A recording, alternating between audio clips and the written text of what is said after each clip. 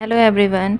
इससे पहले मैंने आपको बल के बारे में पूरा बता दिया था, लेकिन उसमें अभिकेंद्रीय बल और अपकेंद्रीय बल के बारे में नहीं बताया था। ठीक है, तो आज उसको भी कंप्लीट कर लेते हैं कि अभिकेंद्रीय बल क्या होता है और अपकेंद्रीय बल क्या होता है। ठीक, तो स्टार्ट करते हैं। अभिकेंद्रीय बल, ठीक, इसका सबसे पहला डेफिनेशन देखते हैं कि होता क्या है।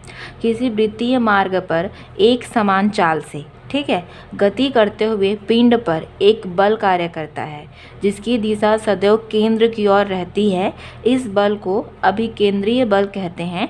इस बल की अनुपस्थिति में वृत्तीय गति संभव नहीं होती है।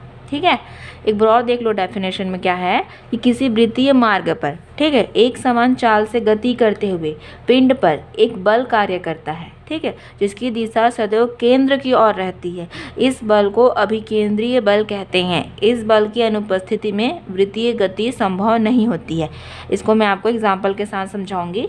इसका फॉर्मूला होता है Fc is equal to mv² upon r is equal to mr omega square, जिसमें से m क्या होता है, m जो है वो पिंड का द्रव्यमान होता है और जो v है वो पिंड का वेग होता है। ठीक, और इसमें जो r है वो वृत्तीय पथ की त्रिज्या होती है और ओमेगा कोणीय वेग होता है। जैसे देखो, मैंने एक वृत्त बनाया, ठीक है, जैसे डेफिनेशन में दिया गया था हमने वैसे ही डिस्क्राइब किया है कि एक वृत्त बनाया मैंने, इसमें से एक केंद्र लिया मैंने, ठीक है, एक केंद्र लिया।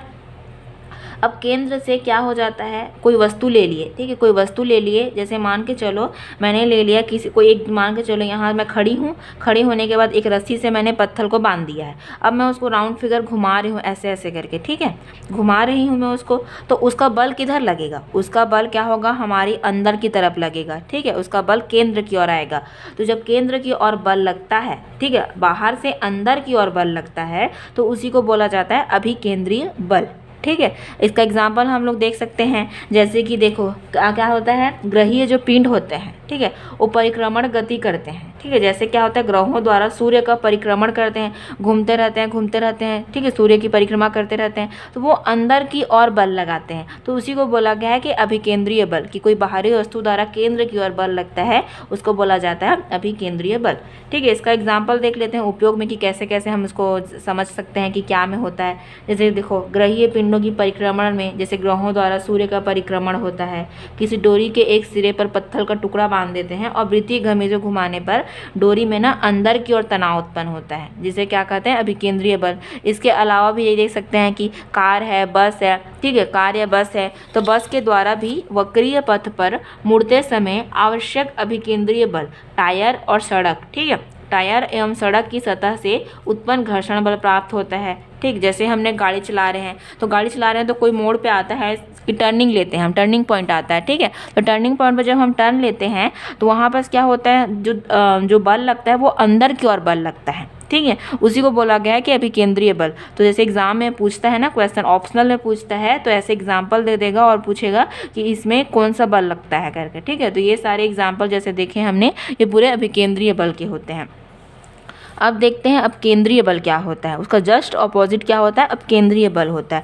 जैसे उसमें क्या था, केंद्र की ओर बल लग रही थी, इसमें केंद्र से बाहर की ओर बल लगेगी। जैसे देखो, जब कोई वस्तु किसी वृत्ताकार मार्ग पर गति करती है तो वृत्तीय मार्ग के केंद्र के विपरीत दिशा में एक बल का अनुभव होता है, ठीक, जिसे अपकेंद्रीय बल कहते हैं।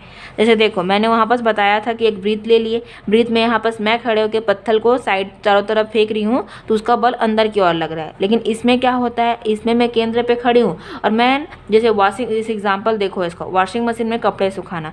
जब वॉशिंग मशीन में हम कपड़े डालते हैं तो देखना वो बीच में इकट्ठा नहीं होती, वो चारों तरफ फेंकती है कपड़ों को।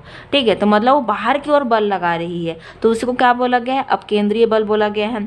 दूध से मक्खन बनाने वाली जो विधि होती है, अब दूध है, दूध में हम क्या करते हैं, उसको मक्खन दही बनाते हैं, तो हम उसको फेंटते हैं, तो देखे हो ना क्या होता है, मक्खन जो बनता है वो बाहर साइड साइड में वो गंज के किसी भी बर्तन में ले रहे थे, साइड साइड में, मतलब वो बाहर की ओर फेंकती है। ठीक है, तो ये इसके एग्जाम्पल्स हो गए। इसका फॉर्मूला देख लेते हैं, MA is equal to MV²/R होता है। ठीक, अब इसके बाद देखते हैं कि तनाव बल क्या होता है। ठीक है, तनाव बल क्या होता है, इसको इंग्लिश में टेंशन फोर्स कहा जाता है। ठीक है, इसका डेफिनेशन देख लेते हैं कि होता क्या है। जब किसी स्थिर वस्तु से किसी वस्तु को बांध कर नीचे की तरफ लटकाया जाता है तो उस वस्तु में बांधी गई वस्तु के भार ठीक है, या खींचने के लिए लगाए गए बल का विरोध किया जाता है। फलस्वरूप विपरीत दिशा में एक तनाव बल उत्पन्न होता है, इसे ही तनाव बल कहते हैं। जैसे इसका एग्जाम्पल देखते हैं क्या होता है। रस्सी में बांधकर किसी पत्थर को लटकाना। मान लो कोई ये सरफेस है, ठीक है, उसमें हमने एक रस्सी बांध दी, ठीक है, रस्सी बांध करके हमने मान के चलो नीचे साइड में एक पत्थर को लटका दिया रस्सी में, ठीक। अब क्या कर रहे हैं वो जो सरफेस है और ये पत्थर है, ये क्या कर रहे हैं, सरफेस उसको अपनी ओर आकर्षित कर रहा है और ये जो पत्थर है जो नीचे में लटका हुआ है वो उसको अपनी ओर आकर्षित कर रहा है। मतलब इन दोनों के बीच में क्या करते हैं कि विपरीत दिशा में एक तनाव बल उत्पन्न हो रहा है, वो उसको अपने ऊपर की ओर, ये इसको नीचे की ओर खींच रहा है। तो इन दोनों के बीच में जो बल उत्पन्न होता है ना, उसी को बोला जाता है तनाव बल, ठीक है। आप सभी को वीडियो समझ में आया होगा तो लाइक शेयर एंड सब्सक्राइब जरूर कीजिएगा और ऐसी वीडियो आप पाते रहिएगा। धन्यवाद।